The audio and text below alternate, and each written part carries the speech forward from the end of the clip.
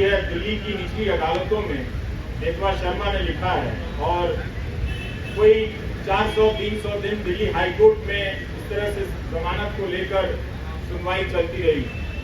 इसके बाद भी जमानत एक इतनी मुश्किल उम्मीद लड़ाई में बनकर सामने आ गई। यही उम्मीद कर सकते हैं कि कभी कभी न्याय व्यवस्था की अंतरात्मा किसी रात को जगती होगी, और जब जग जाएगी तो देखेगी कि कानून के हाथ लंबे नहीं, उस कानून के हाथ रंगे हाथ ही होते हैं। उसे नजर आएगा, वो बात समझ में आएगी कि क्या हो रहा। हम सब ने यह भी देखा है कि मीडिया के स्पेस से उमर खालिद को धीरे धीरे पीछे की तरफ धकेल दिया गया, किनारे कर दिया गया, ताकि भुलाने की प्रक्रिया में तेजी आए। मैं अक्सर सोचता हूँ कि जो लोग शुरू में बोला करते थे वो लोग आगे चलकर बोलने की प्रक्रिया से ऊब गए, या उस प्रक्रिया के सहयात्री हो गए, जिसने ये तय किया है कि हम जब किसी के साथ इस तरह की यातना करेंगे, संसार धाराओं में उसे बंद कर देंगे, तो उसे भूल जाना होगा, उसे उसके हाल पर छोड़ देना होगा। उमर खालिद की जितनी भी तस्वीरें आई इस दौरान, जहां भी छपी या चंद वीडियो में नजर आए, मैंने एक हंसता हुआ लड़का देखा, लेकिन उस हंसी को देखकर अपने भीतर उदासी भर जाती थी कि हंसी जो है वो अपने लिए नहीं, वो हम सब के लिए छोड़कर जा रहा है। या आप शायद अपनी जिंदगी में सामान्य होंगे, इस वक्त एक ओवल में फालतू का मुकाबला चल रहा है, इंडिया ऑस्ट्रेलिया के मैच में ट्वीट करके अपने आप को क्रिकेट प्रेमी जता रहे होंगे। जता सकते हैं, बिल्कुल अपनी जिंदगी जी सकते हैं, और जिंदगी को उसी रोशनी और संगीत के साथ जी सकते हैं, मगर याद करने का जो फर्ज था नागरिकों का बहुत लोगों ने भुलाया, और ये होते हुए हमने देखा। उनके लिए एक ऐसा विषय बन गया जिस पर लिखना, जिस पर बोलना राज्य से टकराने के जैसा हो गया, वो अपना हिम्मत हारने लगे। लेकिन यहाँ आकर यही लगा कि शायद मैं उन 2-4 लोगों की परवाह कर रहा था, 8,000 लोगों को, सैकड़ों लोगों को नहीं देख रहा था जो आप राज्य से लड़ रहे हैं। राज्य कई तरह के सेंसर लगा रहा है, लेकिन फिर भी आप बातों को पहुंचाने के लिए अपने कैमरे हाथ में थाम कर उठाकर खड़े हैं। ये बहुत बड़ी बात है।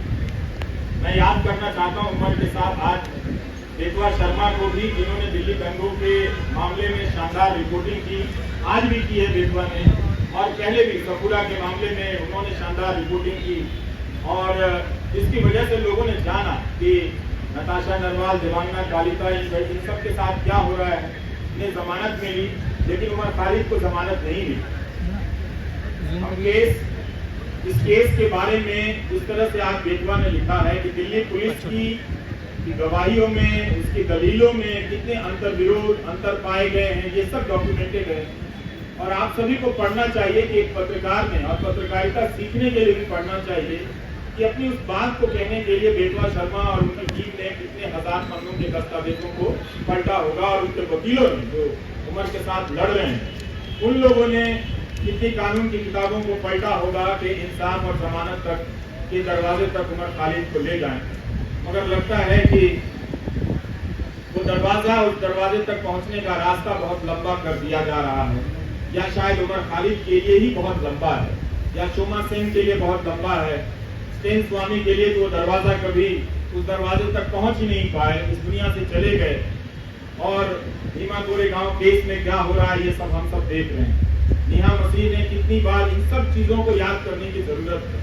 वॉशिंगटन पोस्ट के जरिए रिपोर्ट की कि भीमा कोरेगांव केस में लोगों के कंप्यूटर में फर्जी फाइलें डाल दी गई, जिससे उन्हें प्रधानमंत्री की हत्या की कथित साजिश के आरोप में आरोपी बनाया जा सके, और लोग इन धाराओं में, इस मामले में कई महीनों से जेल में हैं।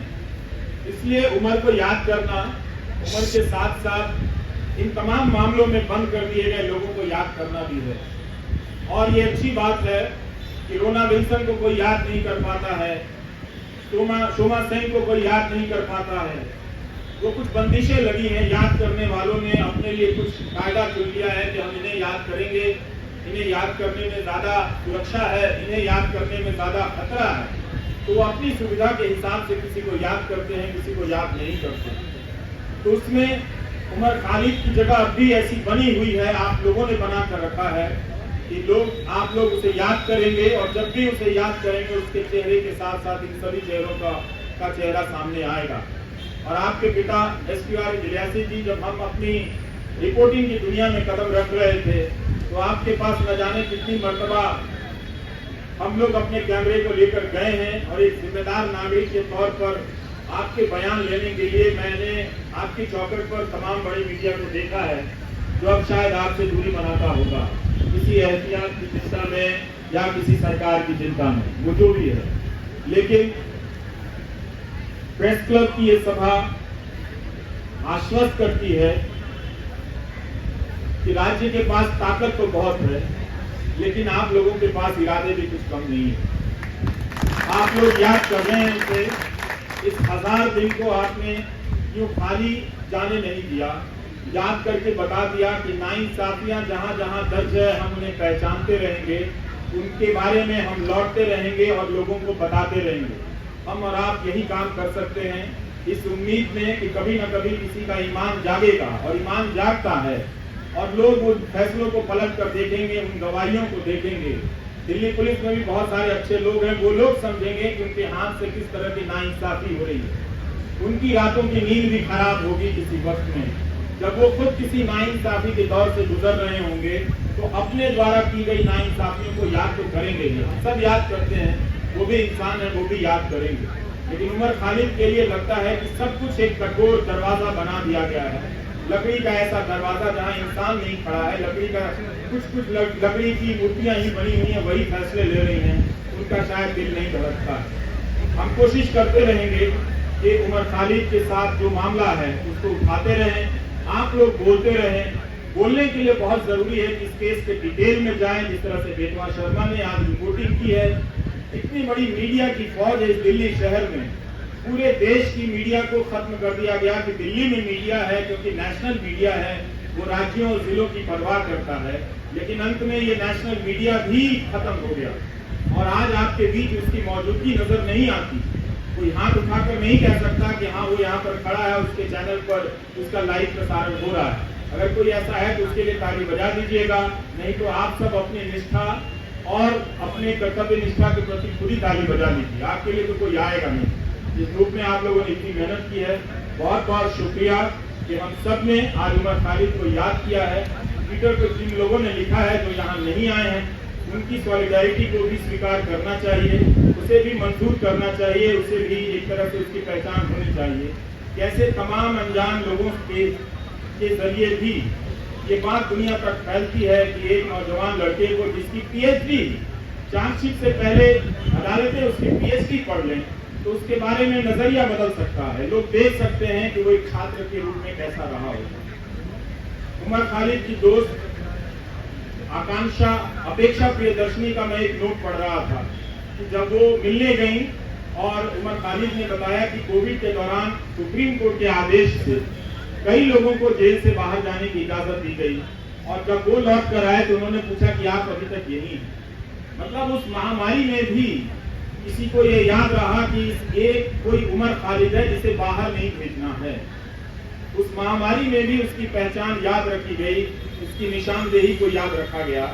इस तरह की नाइंसाफियां जो एक आम कैदी को मिलनी चाहिए वो भी उसे नहीं मिलती नजर आ रही है। ये बहुत चिंता की बात है, और जब तक ये है अदालतों के मंच से बड़े बड़े न्यायाधीशों का बोलना हमें खाली सा लगता है, हल्का सा लगता है कि वे अंडर ट्रायल और अधिकारों की बात बहुत संजीदगी से करते हैं। कई बार ऐसा लगता है कि शायद वो बात कहने के लिए करते हैं, नहीं तो ये बात अपने फैसलों में ही पलट कर देख लेते कि जब सबके लिए वो फैसला हुआ था तो क्यों इस व्यक्ति के लिए, क्या वो व्यक्ति इतना ज्यादा खतरनाक है। मीडिया अगर धारणा बना दे, मोदी मीडिया का एक एंकर रोज दंगाई मानसिकता फैलाता, उसके खिलाफ कोई कार्रवाई नहीं, और उस तरह के एंकरों से किसी को देशद्रोही बना दिया जाता है, उस पर राज्य व्यवस्था और न्याय व्यवस्था उसे लेकर इतना क्रूर हो जाती है, कोई दया भी नहीं दिखाती है, उसका प्रदर्शन नहीं करती। हमारे तमाम न्यूज चैनलों के एंकरों ने बुलंदशहर के मामले में क्या हाल किया आप सभी ने देखा। वो कल्पना कर लेते हैं मूर्तियां जिन्होंने खंडित की वो किस समुदाय के हों, वो रिपोर्टिंग अब नहीं करते। इसी तरह से उन्होंने उमर खालिद के बारे में कल्पना कर ली और उसे वास्तविकता में बदल दिया। ये तो गनीमत है कि वहां की पुलिस डिपार्टमेंट को ये बात समझ में आ गई कि कुछ खतरनाक चीजें हैं। वो अपराधी पकड़े गए और उनके धर्म का नाम का धर्म कुछ और निकल आया।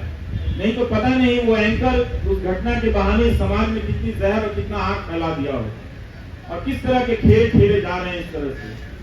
तो इन बातों को देखना है, समझना है कि उमर खालिद एक बहुत बड़ी साजिश का शिकार हुआ है, जिसके तहत तंत्र ने अपना पहला परीक्षण किया कि क्या किसी निर्दोष छात्र को इस तरह से चिन्हित कर, देशद्रोही बताकर, उसे एक तरह से देश के लिए खतरे के रूप में प्रोजेक्ट कर उसे जेल की सलाखों के पीछे भेजा जा सकता है।